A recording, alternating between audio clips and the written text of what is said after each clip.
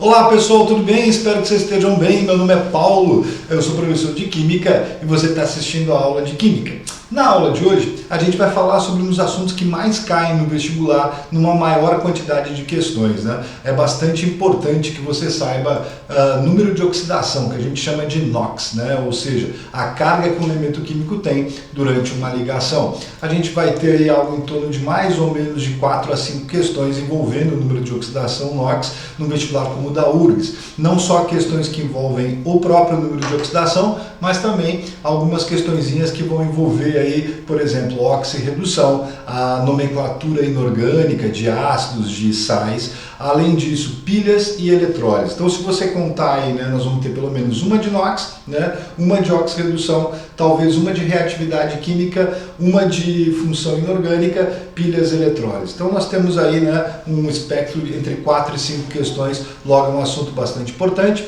Eu vou colocar aqui o slide na tela para você poder acompanhar comigo, certo? Então, no primeiro momento, o que é importante você lembrar?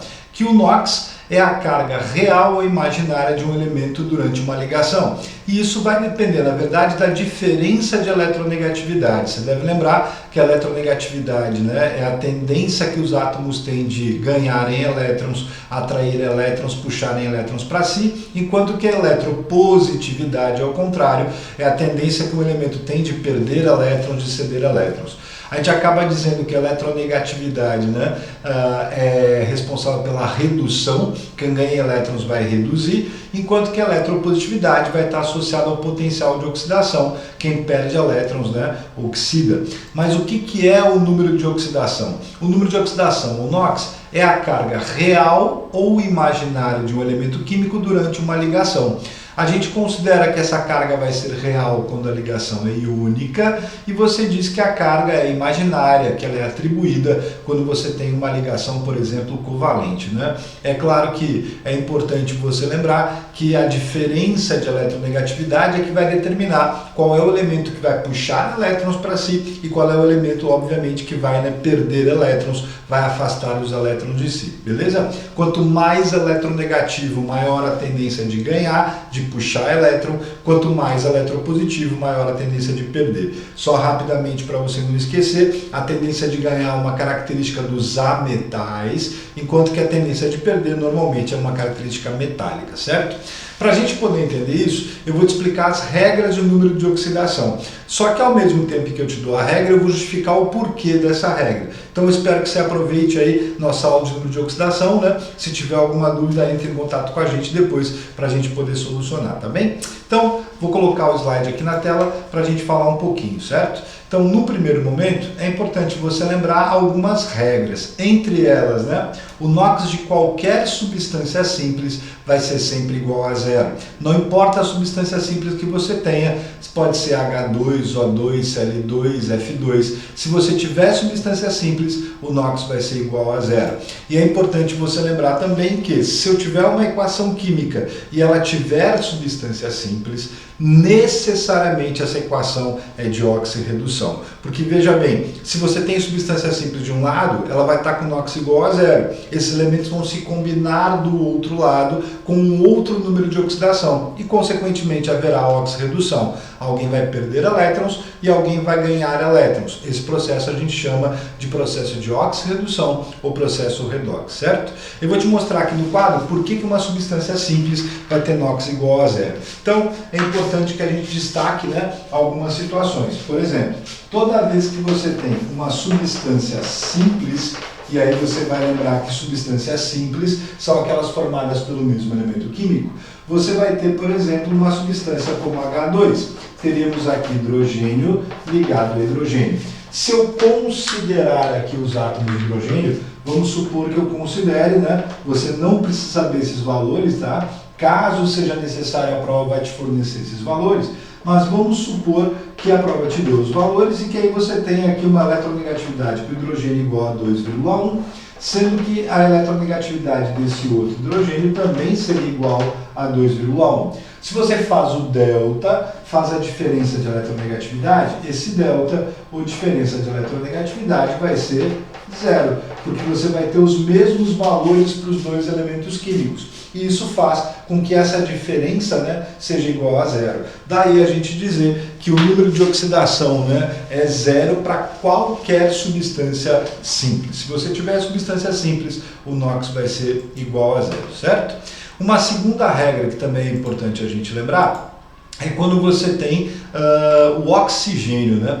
O oxigênio vai poder ter, na verdade, 4 possibilidades de NOx, sendo que a primeira delas é quando o NOx for igual a -2, que vai acontecer na maioria dos casos, tá? Se você tiver peróxidos, o oxigênio vai ter NOx igual a -1. Nos polióxidos ou superóxidos, o NOx do oxigênio é -1,5. A gente já vai falar sobre isso, né? Na verdade, esse NOx é considerado NOx médio, tá? E quando ele estiver combinado com o flúor, aí nesse caso sim, você vai ter o NOx do oxigênio, né, igual a +2. É a única situação em que você tem o NOx do oxigênio positivo, certo? Eu vou aqui para o quadro para a gente poder trabalhar um pouquinho melhor essa questão do oxigênio. Então, só para deixar claro, se você tem o oxigênio, esse teu oxigênio vai poder ter 4 números de oxidação diferentes. Na maioria dos casos, o NOx vai valer -2. E por que esse NOx vale -2? Porque você imagina que eu tenha lá uma molécula de água, né? Aqui hidrogênios ligados ao oxigênio numa geometria angular. Se eu fizer a diferença de eletronegatividade entre hidrogênio e oxigênio, o mais eletronegativo vai ser o oxigênio.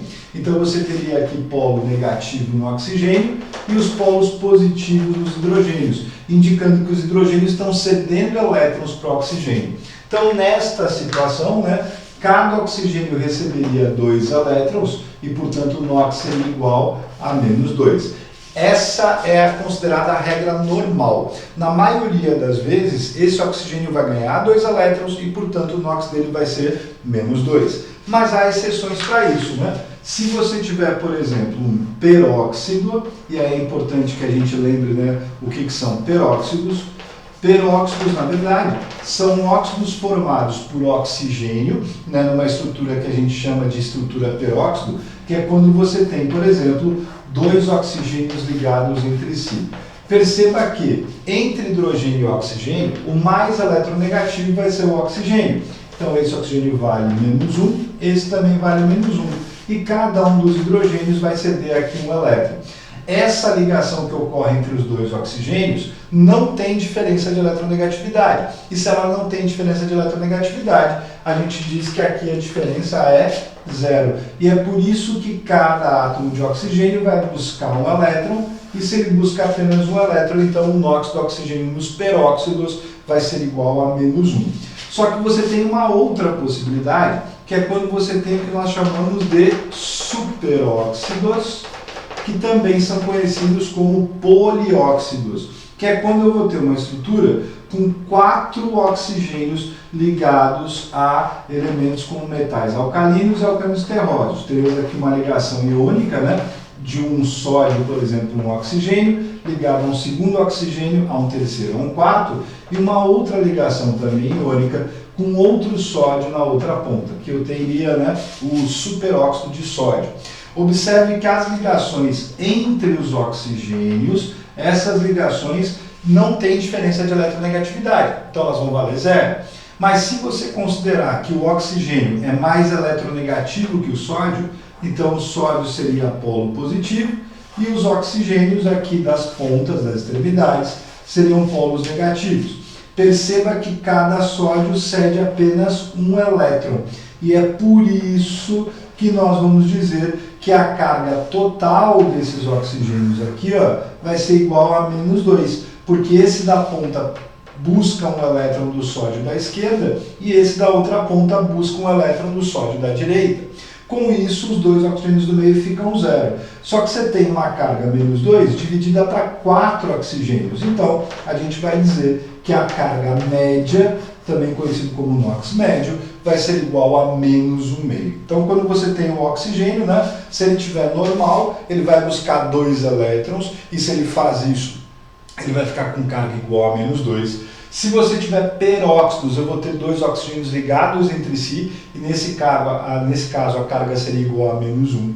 Se você tiver superóxidos, aí você vai ter 4 oxigênios ligados entre si e nesse caso a tua carga, né, vai valer um pouquinho menos, vai valer menos o meio, é como se cada um tivesse um elétron. E eu tenho uma quarta e última exceção, que é quando o oxigênio estiver ligado ao flúor, né, no OF2. Perceba que esse é o único elemento químico, o flúor, que não forma óxidos. Na verdade, ele tem aqui a formação de um sal, que é o difluoreto de oxigênio, e como o flúor é mais eletronegativo que o oxigênio, nesse caso, e somente nesse caso, é importante que você destaque, essa é a única exceção para o oxigênio com carga positiva, carga igual a mais 2, certo? Então, quando tem o oxigênio, vou colocar o slide aqui na tela para você ver, nós vamos ter aí 4 possibilidades de NOx.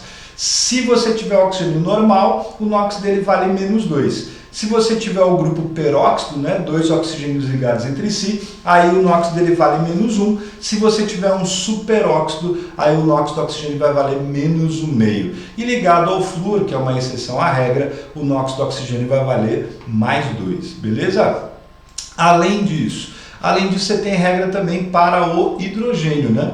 O NOx do hidrogênio, na maioria das vezes, vai ser igual a mais 1, à exceção dos hidretos metálicos, que é onde ele vale menos 1. E aí a gente vai falar um pouquinho sobre essa exceção dos hidretos metálicos, né? Eu vou para o quadro de novo para poder te mostrar o porquê que isso acontece em algumas situações. Rapidamente, né, para a gente não perder muito tempo, vamos dar uma recordada como é que varia a eletronegatividade na tabela na direção dos metais, tá? Eu nem vou colocar a tabela toda, tá? Vou colocar só um pedacinho dela para você poder aqui me acompanhar, mas a eletronegatividade, só para você lembrar, né, ela vai variar sempre de baixo para cima. Então, se você considerar as duas primeiras famílias, né, a família 1 e a família 2, respectivamente metais alcalinos e alcalinos terrosos, a eletronegatividade aumenta de baixo para cima. Considerando que o hidrogênio é este elemento que está aqui na família 1, né, e ele só está aqui porque ele tem um elétron na última camada, você pode perceber que os demais elementos, né, que estariam aqui, como o lítio, como o sódio, por exemplo, ou ainda como o berílio, né, como o cálcio, como o magnésio, eles vão apresentar uma eletronegatividade menor que a do hidrogênio. E se é menor que a do hidrogênio, esse hidrogênio vai puxar elétrons. Quando é que isso acontece? Quando você tem o que nós chamamos de hidretos metálicos. Ou seja, quando você tem um elemento da família 1 ou um elemento da família 2 ligado ao hidrogênio. Nestes casos, e somente nesses casos, o NOx do hidrogênio será negativo, né? Aqui nos hidretos metálicos, o NOx do hidrogênio vai valer menos 1, porque entre o metal alcalino ou alcalino terroso e o hidrogênio, ele, hidrogênio, vai ser o elemento mais eletronegativo, certo? Então, dá para a gente afirmar que a eletronegatividade rege, né, o número de oxidação. É ela que determina quem é que vai ganhar elétron, quem é que vai perder elétron, quem é que vai afastar elétrons, quem é que vai aproximar elétrons. No caso aqui do hidrogênio convencional, observe que o hidrogênio normalmente tem carga mais 1, à exceção para os hidretos metálicos, né, como eu estou te mostrando aqui, onde a carga vai valer menos 1. Então, só para a gente retomar rapidinho, se você tiver substância simples, o NOx de qualquer substância simples é sempre igual a 0. Se você tiver o oxigênio, você tem 4 possibilidades.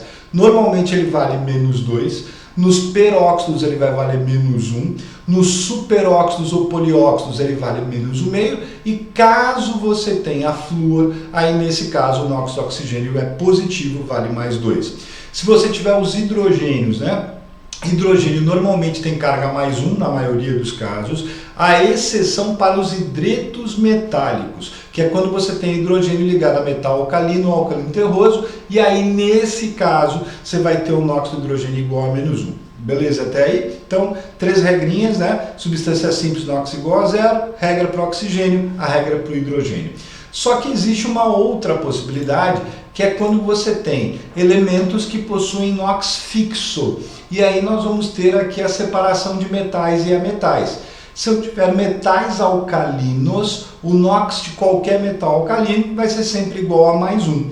Se for metal alcalino terroso, o NOx vai ser sempre igual a mais 2, independente do metal que você tiver, tá? Então, metais alcalinos, né? NOx, família 1, NOx sempre igual a mais 1. Metais alcalinos terrosos, família 2, o NOx vai ser sempre igual a mais 2. Essa mesma circunstância vai acontecer para os calcogênios e também para os halogênios. E aí cabe uma explicação, né? Genia significa formação. Calcogênio é formador de cálculo. Cálculo é pedra, né? Para você poder associar, a maioria dos minerais são óxidos, são formados por oxigênio.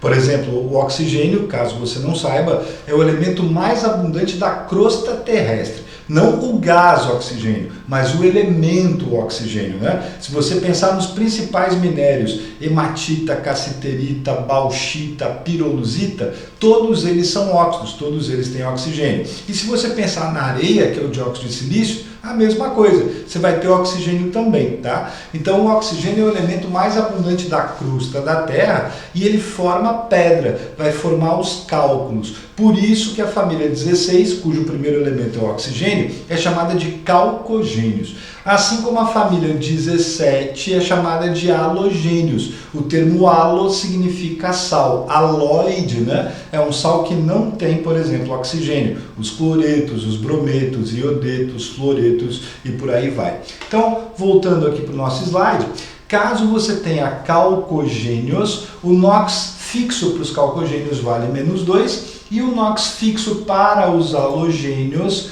valerá menos 1. Só que aqui nós temos um detalhe, tá? Para calcogênios e halogênios, só faz sentido você dizer que a carga é fixa se eles estiverem na extremidade direita. Ele tem que estar na ponta direita de um composto. Se ele estiver do lado direito, a carga vai ser fixa. Para calcogênios, menos 2. Para os halogênios, né, o NOx vai ser igual a menos 1. Mas pode passar pela cabeça. Mas, Paulo, e se eu não tiver esses elementos, né, na extremidade direita, se eles estiverem no meio de um composto? Bom, aí nós vamos usar a nossa última regra, que na verdade é a única regra, né, em termos de número de oxidação, que é a regra do somatório. A gente pode dizer que o somatório dos vários NOx de uma molécula ou de um íon fórmula é sempre igual a 0.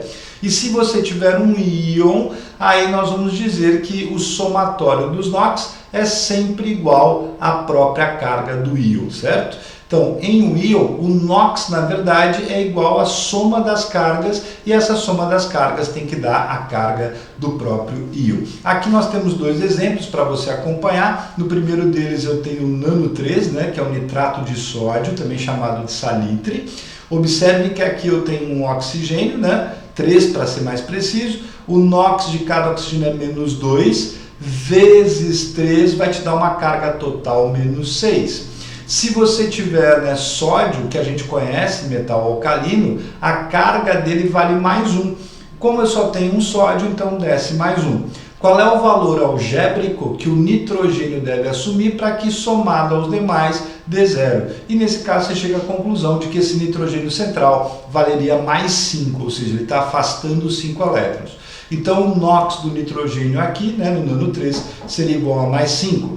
Se você tem um íon composto, aí a gente pode dizer que o somatório das cargas vai dar a carga do próprio íon. Por exemplo, aqui nós temos 4 oxigênios, cada oxigênio tem carga igual a menos 2. Então, menos 2 vezes 4 vai te dar menos 8. Se você somar tudo, tem que dar a carga do próprio íon, que é a carga menos 2. Então, qual é o valor algébrico que a carga do enxofre deve assumir para que, somadas as demais, te dê esse NOx, né, resultante igual a menos 2. E aí você chega à conclusão de que é mais 6, né? Mais 6 com menos 8 vai ser igual a menos 2. E isso vai acontecer para a maioria dos elementos, certo? Quando ele estiver no meio, você faz a famosa regra do chiqueirinho, né? Coloca cargas individuais aqui, que são os NOx, e aí multiplica pela quantidade de átomos para ter o total da carga. E se você somar tudo isso, esse somatório necessariamente vai ter que dar 0.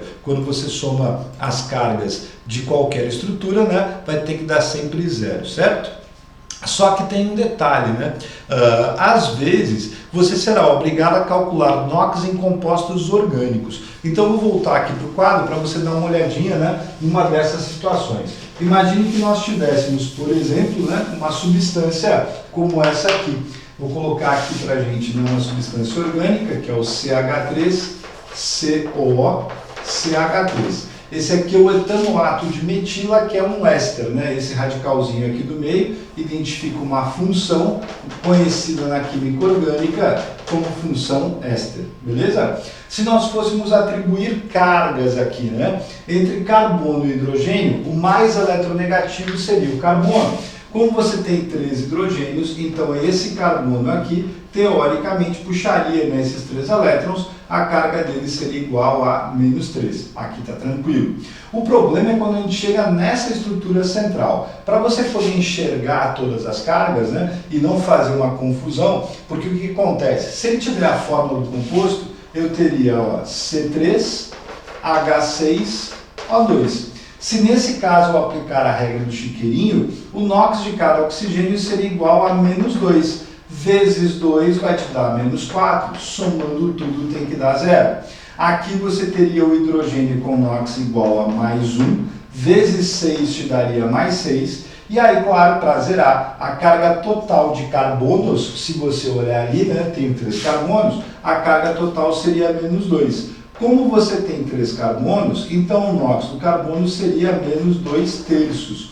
Observe que ficou o número quebrado, -2/3. Mas por que isso aconteceu? É porque aqui nessa estrutura, e eu vou abrir ela aqui do lado para que você consiga enxergar, nós vamos ter a situação de ligações covalentes entre átomos de carbono. Por exemplo, né, vou abrir aqui a estrutura do meu éster, você teria carbono ligado aqui a um hidrogênio, a um segundo hidrogênio, a um terceiro hidrogênio, ligado a carbono, que faz uma dupla ligação para um desses oxigênios, e vai fazer uma ligação simples com outro oxigênio, que vai estar ligado a carbono, ligado a hidrogênio, aqui um segundo e um terceiro hidrogênio, certo?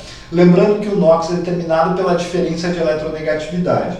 Então, entre carbono e hidrogênio, esse primeiro carbono puxa 3 elétrons, como eu tinha falado anteriormente, e se ele puxa 3 elétrons, o NOx deste carbono vai ser igual a -3. Mas se você considerar o carbono do meio, observe que essa ligação entre carbonos aqui é 0. A diferença de eletronegatividade é 0. Mas o oxigênio é mais eletronegativo que o carbono. Então esse carbono central vai ceder um elétron para esse oxigênio, um segundo elétron da segunda ligação para o mesmo oxigênio e um terceiro elétron para esse outro oxigênio da direita. Então observe que o carbono central cedeu 3 elétrons, logo o NOx dele seria igual a +3. Enquanto que o primeiro carbono é -3, o segundo carbono teria um NOx igual a +3. Beleza? Está me acompanhando? Da mesma maneira, entre carbono e oxigênio, o oxigênio é mais eletronegativo. Então observe que esse carbono cede um elétron para esse oxigênio e puxa 3 elétrons. Como ele cedeu 1 e puxou 3, esses dois aqui se anulam, né? Ele está cedendo um e puxando o outro. Então, se você olhar, esse oxigênio bem aqui da nossa ponta, né? Ele está, na verdade, puxando só 2 elétrons. Então, a carga dele é -2. Aí você deve ficar confuso. Mas, Paulo, você não tinha dito que o NOx era -2/3? Pois é. Só que esse -2/3, na verdade, é o que a gente chama de NOx médio. E o que é o NOx médio? O NOx médio é a média dos números de oxidação. Perceba que esse primeiro carbono puxou 3 elétrons, então a carga dele é -3. O segundo carbono cedeu 3 elétrons, então a carga dele é +3. E o último carbono da minha direita puxou 2 elétrons, então a carga é -2. Tudo isso dividido por 3 carbonos. Como -3 e +3 se anulam, então é óbvio que o NOx final, o somatório final, seria igual a -2/3. Então observe que aqui você tem o que nós chamamos de NOx médio, que é a média dos números de oxidação. De verdade, o primeiro carbono seria igual a -3, porque puxou 3 elétrons. O segundo carbono seria igual a +3, porque cedeu 3 elétrons. E esse último carbono teria NOx igual a -2, Porque ele está puxando um elétron, cedendo o outro, né? Mas está puxando de verdade 2 elétrons. Então, quando eu coloco isso, né, no slide, vou colocar aqui em tela cheia para você ver, quando você dá uma olhada, ó, menos 2/3 é o NOx médio do carbono, sendo que o primeiro carbono tem NOx menos 3, o segundo carbono tem NOx mais 3 e o terceiro carbono teria NOx menos 2. Desse somatório, menos 3 mais 3 menos 2 por 3 carbonos, é que você chega nesse NOx médio, que é o NOx igual a menos 2/3, certo? Então, nessa primeira aula de número de oxidação, o que a gente viu é da onde saem as regras de NOx. Por que o número de oxidação varia de acordo com a diferença de eletronegatividade. Espero que você tenha entendido, tenha gostado da aula de hoje. Até uma próxima. Grande abraço. Tchau, tchau.